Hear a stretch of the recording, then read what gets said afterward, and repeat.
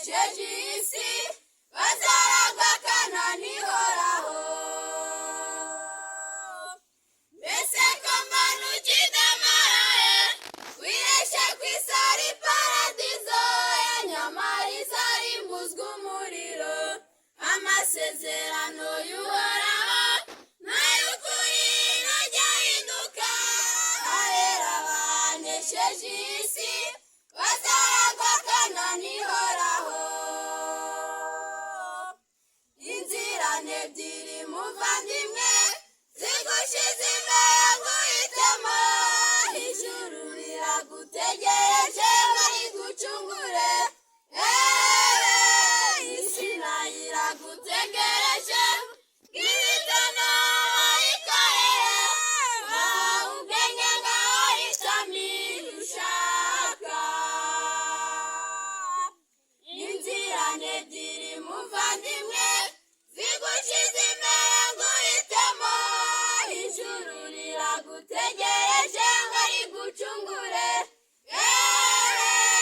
Isi nayo iragutegereje ihitamo ayikorere.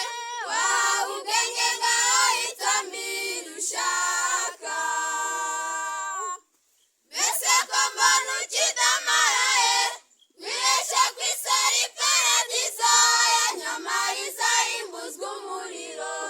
Amasezerano y'uhoraho n'ay'ukuri ntajya ahinduka. Ahera banesheje isi bazaragwa Kanani ihoraho. Mbese ko mbona ukidamaraye wireshe ku isi ari paradizo ya nyamara izarimbuzwa umuriro. Amasezerano y'uhoraho n'ay'ukuri ntajya ahinduka. Ahera banesheje isi bazaragwa Kanani ihoraho. Satani araguhuma amaso ngo utarebe ububi bw'isi. Isi nayo iragutemereza uti n'amahoro. Nyamara urayikama igaramye nta cyiza kikirangwamo. Wahawe ubwenge ngaho hitamo iyo ushaka. Satani araguhuma amaso ngo utarebe ububi bw'isi.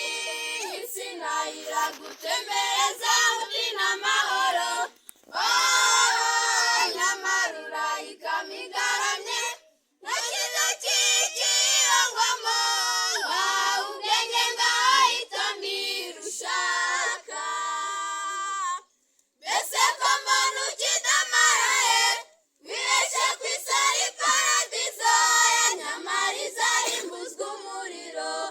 Amasezerano y'uhoraho